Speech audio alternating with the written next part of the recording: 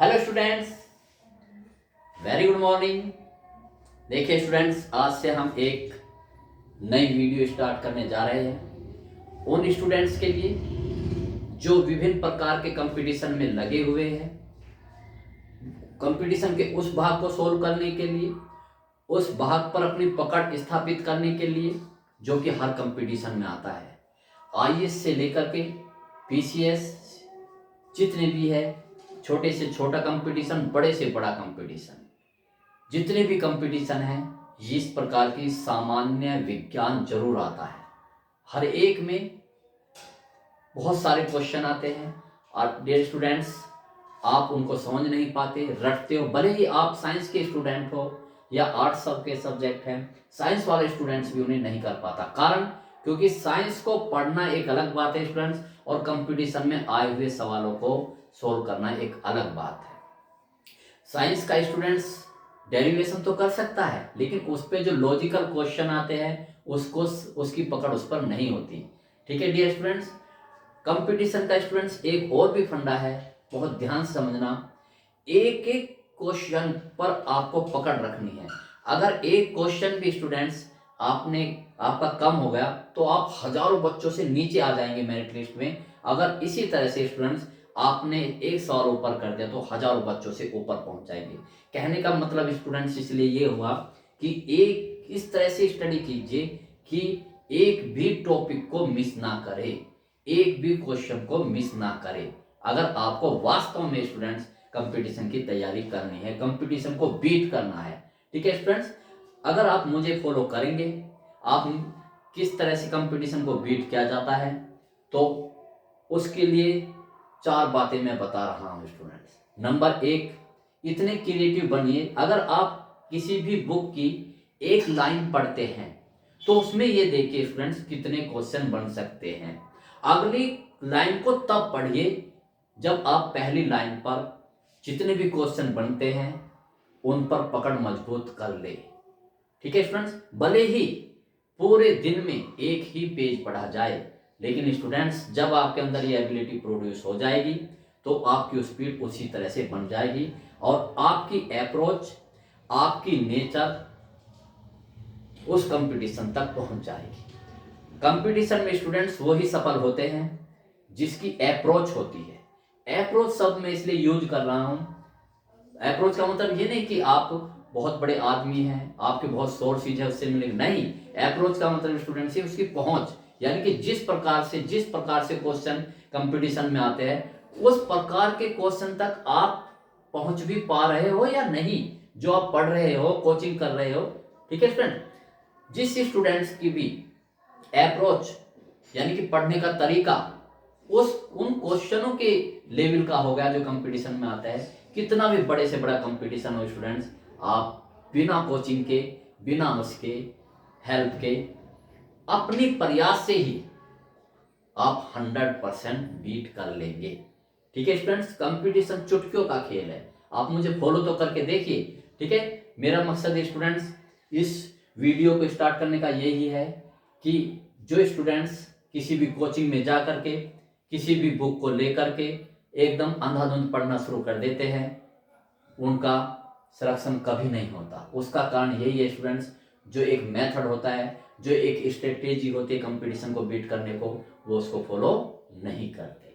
ठीक है स्टूडेंट्स, तो एक बात तो मैंने ये बताई स्टूडेंट्स कि किस तरह से पढ़ना है।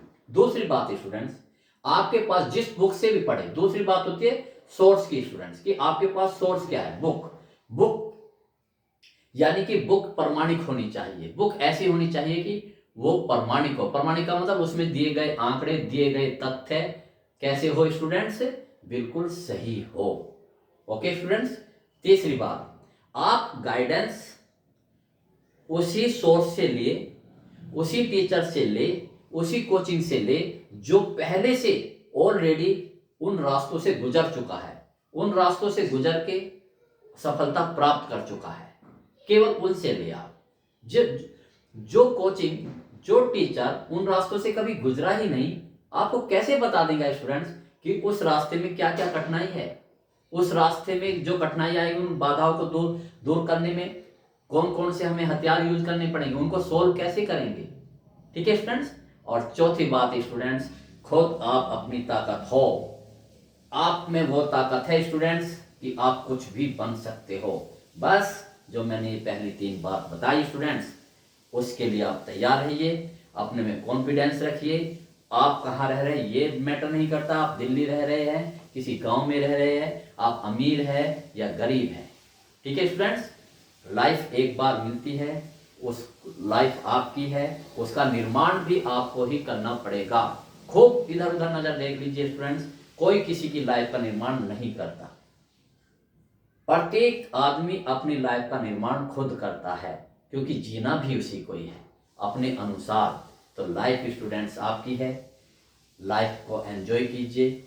तो आज देखिए स्टूडेंट्स, मैंने जो पढ़ाया समझाया आपको, उन्हें फॉलो करेंगे आप। और देखिए साइंस का जो है, जब ये कंप्लीट हो जाएगा स्टूडेंट्स, साइंस का चैप्टर, साइंस का लॉजिक, साइंस का पार्ट, तो हम फिर अदर्स कंपटीशन में जो अदर भाग आते हैं, जैसे रीजनिंग आती है, हिस्ट्री आती है, ज्योग्राफी आती है, इकोनॉमिक्स आती है, अदर्स बहुत सारे टॉपिक हैं, वो सब हम इस कंपटीशन में स्टूडेंट्स इस वीडियो में, इस चैनल के माध्यम से आप तक पहुंचाएंगे। लेकिन उससे पहले स्टूडेंट्स मेरे चैनल को सब्सक्राइब कर लीजिए। ये वीडियो का नाम मैं रखूँगा वीडियो फॉर कंपटीशन, ठीक है। तो आप उन वीडियो को देखिए, कोई भी वीडियो मिस ना हो, इसलिए तुरंत स्टूडेंट चैनल को सब्सक्राइब कर लीजिए, शेयर भी कीजिए, उससे मुझे फायदा होगा। अगर आप मुझे श्रद्धा रखते हैं कि भाई हमारे गुरुजी बहुत अच्छा पढ़ाते हैं, हमारी लाइफ के निर्माण में लगे हुए हैं, ठीक है स्टूडेंट्स। तो ताकत अपनी झोंक दीजिए पूरा। मैंने आपको 5 साल का फंडा बताया हुआ है स्टूडेंट्स। अगर जिस आप स्टूडेंट्स हैं, अगर जिस स्टूडेंट्स ने अपनी स्टूडेंट लाइफ में 5 साल मेहनत कर ली, तो वो आभार। अब जिसने 5 साल मेहनत नहीं की, फिर पूरी ज़िंदगी उसे मेहनत करनी पड़ेगी। इसलिए या तो स्टूडेंट्स 5 साल मेहनत कीजिए या पूरी ज़िंदगी मेहनत कीजिए। 5 साल वाली मेहनत में आप लाइफ को एंजॉय करोगे, और अगर आपने मेहनत नहीं करी, बाकी की लाइफ में आप स्टूडेंट स्ट्रगल करेंगे, बहुत जल्दी आपके पहिए घिस जाएंगे। ओके स्टूडेंट्स, तो स्टार्ट करते हैं अपना टॉपिक, ठीक है। इसी तरह से मैं आपको मोटिवेशनल करता रहूँगा, आप समझिए और देखिए कीजिए कितना मैं इजी से बताऊंगा, ठीक है। आज मैं जो ले रहा हूँ स्टूडेंट्स, प्रकाश और ध्वनि के बारे में आपको बताऊंगा। तो समझिए स्टूडेंट, देखिए प्रकाश और ध्वनि दो अलग अलग बात है। प्रकाश और ध्वनि में क्या अंतर है, ठीक है। जब क्वेश्चन आते हैं तो किस तरह से इन्हें हल करते हैं क्वेश्चन को, ठीक है। तो पहले से समझिए, प्रकाश तथा ध्वनि कंपटीशन के लिए में अंतर, ठीक है स्टूडेंट्स। तो देखिए, इनको नोट्स बनाते रहिए स्टूडेंट्स। जनरल सी चीज पढ़ाऊंगा, आपको समझ में आएगा। इधर मैं प्रकाश लिखूंगा और इधर में ध्वनि लिखूंगा, बहुत ध्यान से। नंबर 1 देखिए, सब फिर मैं इसके ऊपर क्वेश्चन करता हूं। प्रकाश जो एक अनुप्रस्थ तरंग है, प्रकाश कैसी तरंग है? अनुप्रस्थ। 2 तरह की तरंग होती है स्टूडेंट्स, एक अनुप्रस्थ, एक अनुदैर्घ्य। प्रकाश एक अनुप्रस्थ तरंग है, अनुप्रस्थ तरंग है। बहुत ध्यान से स्टूडेंट देखो, अनुप्रस्थ तरंग कैसे चलती है स्टूडेंट? ऐसे चलती है, ऐसे चलती है, ठीक है। और ध्वनि क्या है स्टूडेंट्स? अनुदैर्घ्य तरंग है। ध्वनि एक अनुदैर्घ्य तरंग है। ये सब स्टूडेंट्स कंपटीशन में पूछे हैं, अनुदैर्घ्य तरंग है।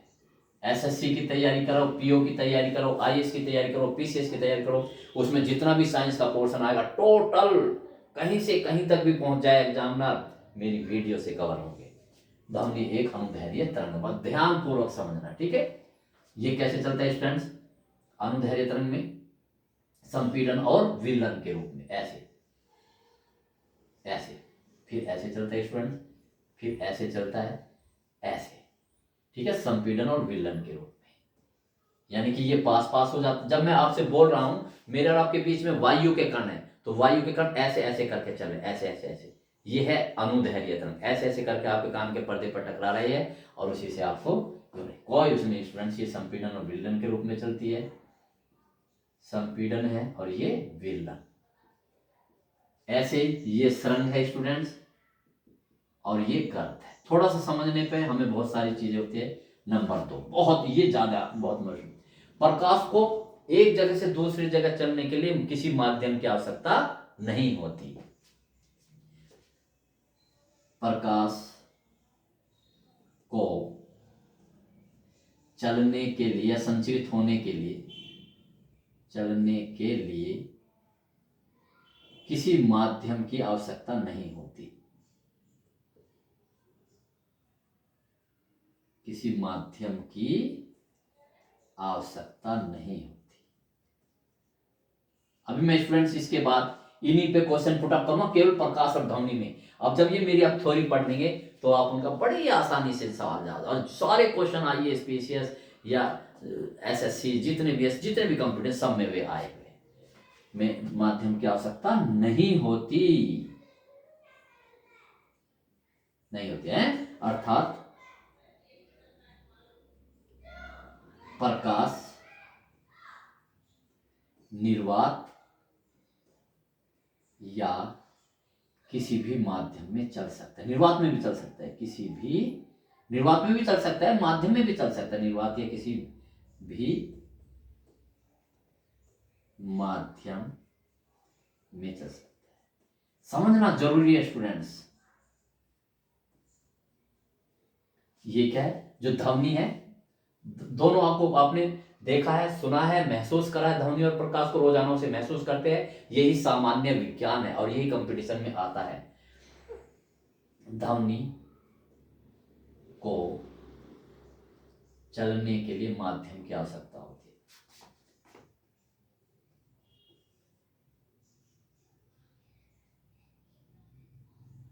माध्यम की आवश्यकता होती है, आवश्यकता होती है।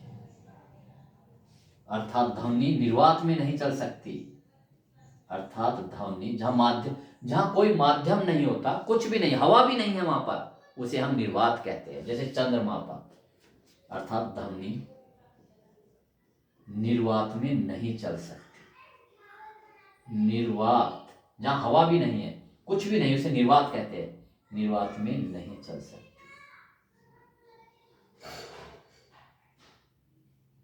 में नहीं चल सकती। देखा, ये अंतर है। नंबर 3 जो बहुत ही मोस्ट इंपॉर्टेंट है स्टूडेंट्स, देखिए ये चीज बहुत मोस्ट इंपॉर्टेंट, कि जो ये प्रकाश है, प्रकाश की वेग उस माध्यम में सबसे अधिक होता है जो मुलायम होता है, जो क्या होता है, बहुत सॉफ्ट होता है, जो विरल होता है। तो देखिए प्रकाश का वेग उस माध्यम में सबसे अधिक होता है, सबसे अधिक होता है, जो सबसे अधिक मुलायम होता है। देखो किस लैंग्वेज में लिख रहा हूं, जो सबसे अधिक कोमल, जो सबसे अधिक कोमल, मुलायम, विरल, विरल मतलब हल्का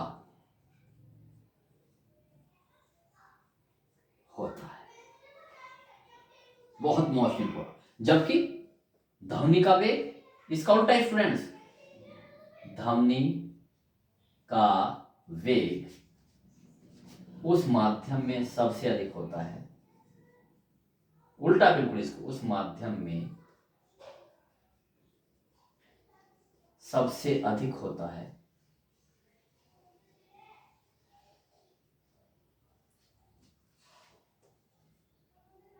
जो कठोर, दृढ़, ठोस होता है। ठीक स्टूडेंट्स, देखिए मैंने ये बातें सब लिखी स्टूडेंट्स। ठीक है स्टूडेंट्स, बहुत ध्यान से, ये वाला और ये वाला देखो। चलने के लिए किसी माध्यम की आवश्यकता नहीं होती, अर्थात प्रकाश किस में भी चल सकता है, निर्वात में भी चल सकता है और किसी भी माध्यम में भी चल सकता है। लेकिन ध्वनि किसी माध्यम की आवश्यकता निर्वात में नहीं चल सकता।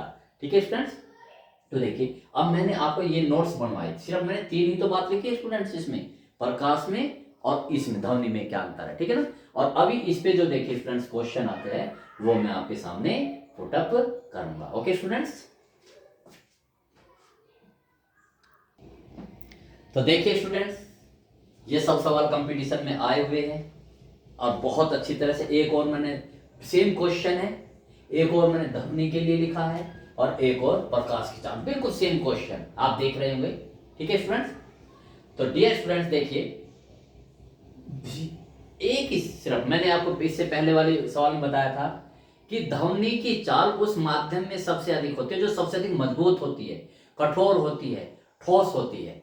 आपको पता है कौन ठोस है, कौन कठोर है, कौन दृढ़ है। लेकिन प्रकाश की चाल उसका उल्टा, जो सबसे सॉफ्ट है, सबसे विरल है, हल्का है। ठीक है, तो इसलिए आपको सामने पता है। ठीक है, देखो करते हैं बस उसी लॉजिक से, केवल केवल इसी लॉजिक से आप इस प्रकार के जितने भी सवाल आ सकते हैं बड़े आराम से कर सकते हैं। देखो आप कर सकते हैं, बताइए ध्वनि की चाल अधिकतम होगी, इनमें से कौन सबसे अधिक मजबूत है, कौन ठोस है, कौन दृढ़ है? प्लाज्मा। प्लाज्मा में अणु ऐसे रहते हैं। ठीक है, गैस में परमाणु रहते हैं। समझना बहुत ध्यान से स्टूडेंट्स। ठोस में पता है, द्रव में बताओ कौन सबसे अधिक मजबूत है? आपको सीधी सी पता है ठोस ज्यादा मजबूत होता है, ये ठोस है। ठीक है स्टूडेंट्स, द्रव आप जानते हो जैसे वो है, दूध है, पानी है। गैस आप जानते हो जैसे वायु है। प्लाज्मा भी इसी तरह की होती है। अब पदार्थ की 4 अवस्था होती है स्टूडेंट्स, प्लाज्मा, गैस, ठोस और द्रव। प्लाज्मा में अणु रहते हैं, गैस में परमाणु रहते हैं बिखरे हुए। ठीक है स्टूडेंट्स, ठोस में भी एक जगह कॉम्पैक्ट रहते हैं, बंधे होते हैं, द्रव में भी थोड़ा सा बिखरे। तो अब बताइए तो ध्वनि की चाल किस में अधिक होगी स्टूडेंट्स? जो सबसे अधिक मजबूत है। सबसे अधिक मजबूत कौन सा है इसमें? ठोस। तो इनमें से सबसे ज्यादा तो ये होगा स्टूडेंट्स, ये ठीक होगा, कोई दिक्कत ही नहीं। अब लेकिन प्रकाश की चाल अधिकतम किस में होगी?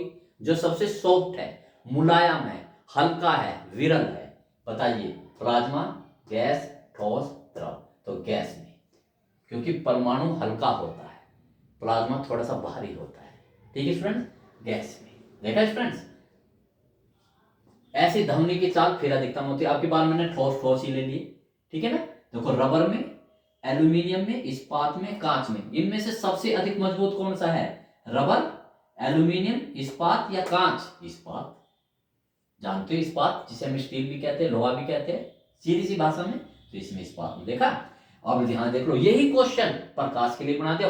विकल्प भी स्टूडेंट्स यही है। देखिए, प्रकाश की चाल अधिकतम होती है किसमें होगी? जिसमें जो कि सॉफ्ट, मुलायम है। तो बताओ, बस इसी फंडे को याद रखिए स्टूडेंट, जो मैं बार बार बोल रहा हूँ। ध्वनि की चाल किसमें अधिक होगी? जो ठोस है, दृढ़ है। प्रकाश की चाल क्या होगी? जो सॉफ्ट है, मुलायम है, हल्का है। तो देखिए, रबर में, एल्यूमिनियम में, इस्पात में, कांच में, किसमें सबसे अधिक होगी? रबर में, कि रबर ही सबसे हल्का है, रबर ही सबसे मुलायम है। इनमें से कितना स्टूडेंट, कितना सिंपल लॉजिक से आप कितने भी क्वेश्चन स्टूडेंट साइंस के रख ले, वहां तो आपको हर बार नए विकल्प, नए क्वेश्चन मिलेंगे। लेकिन आपको मैंने एक फंडा बता दिया। आप अगर आप बताइए, आपको ध्वनि की चाल वाला सवाल आ गया, प्रकाश की चाल वाला सवाल कोई मिस कर दोगे? कभी भी मिस नहीं कर सकते स्टूडेंट। ठीक है, और क्वेश्चन की तरफ चलते हैं। तो देखिए स्टूडेंट्स, और फंडे समझिए, और लॉजिक समझिए इसकी चाल में। देखिए, ध्वनि की चाल और प्रकाश की चाल। देखिए, ध्वनि की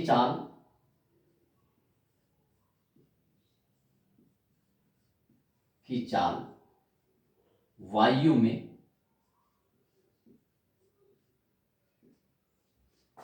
332 मीटर प्रति सेकंड होती है।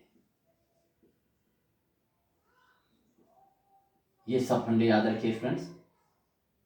जबकि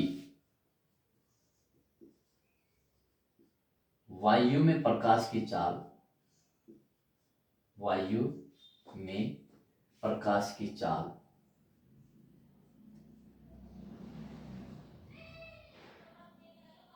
3 गुणा 10⁸ मीटर प्रति सेकंड होती है, जो कि बहुत अधिक है। बहुत अधिक।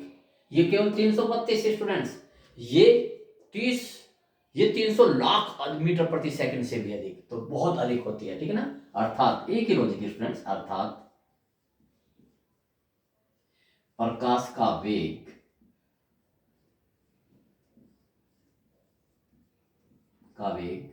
ध्वनि के वेग से, ध्वनि के वेग से बहुत अधिक होता है, बहुत अधिक होता है, ठीक है स्टूडेंट्स। अब इस लॉजिक पर क्वेश्चन कैसे आएंगे स्टूडेंट्स, यही देखिए, जैसे बादल ये गरजते हैं स्टूडेंट्स, ठीक है ना, जब बरसात होती है मानसून के उसमें, ठीक है ना, तो इसमें दो बातें, एक तो गड़गड़ाहट यानी कि ध्वनि उत्पन्न हुई स्टूडेंट्स इसमें, और एक क्या उत्पन्न हुआ, प्रकाश, ठीक है। और आप हो यहां पर पृथ्वी पर, यह है पृथ्वी, तो दोनों एक साथ उत्पन्न हुए हैं, जब रगसते हैं तो आवाज भी और प्रकाश दोनों एक साथ उत्पन्न होती है। लेकिन आपको पहले कौन सी चीज दिखाई देगी, पहले उसकी चमक यानी कि बिजली की चमक सुनाई देती है, या ध्वनि जो गड़गड़ाहट की आवाज आती है, तो इस तरह से, तो यहां से पता चलता है किसका वेग अधिक है और बहुत अधिक है, प्रकाश का, तो प्रकाश सबसे पहले आता है। तो प्रकाश को यानी कि उसकी जो चिंगारी होती है, उसकी जो चमक होती है, जब बिजली कड़कती है, बिजली को पहले देखोगे, ठीक है, प्रकाश पहले पहुंचता है, और ध्वनि क्योंकि बहुत धीरे धीरे आएगी वो बाद में आएगी। तो इन सब लॉजिक को देखिए स्टूडेंट्स, ठीक है। और देखिए इस तरह के क्वेश्चन इसमें, ट्रेन आ रही है, ये सब लॉजिक क्योंकि पता नहीं कितनी, ये लीजिए, ये ट्रेन आ रही है ट्रैक पर, ठीक है, इस ट्रैक पर चल रही है ये।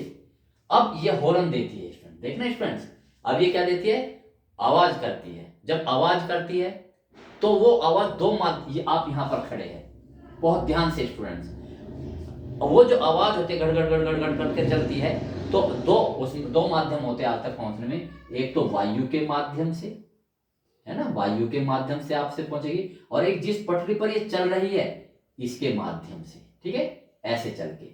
तो बताइए, आपने यहां पर कान लगा लिया, ठीक ना, पटरी पर ऐसे कान लगा लिया, तो आपको अभी ट्रेन दिखाई भी नहीं दी, तब भी आपको पता चल जाती है, और जबकि आवाज नहीं आ रही कि कोई ट्रेन आ रहा है, कोई इससे गुजर रहा है, क्यों, जबकि वायु में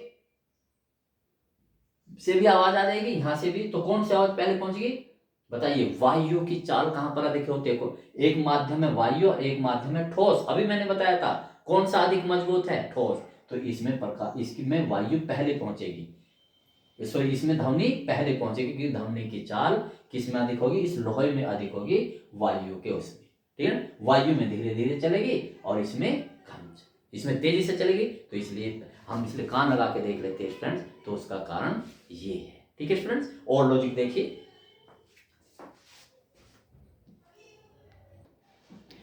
और देखिए स्टूडेंट्स, इसी तरह से हम जो सिग्नल प्रयोग करते हैं, सिग्नल यानी कि हम पहले से सचेत हो जाए,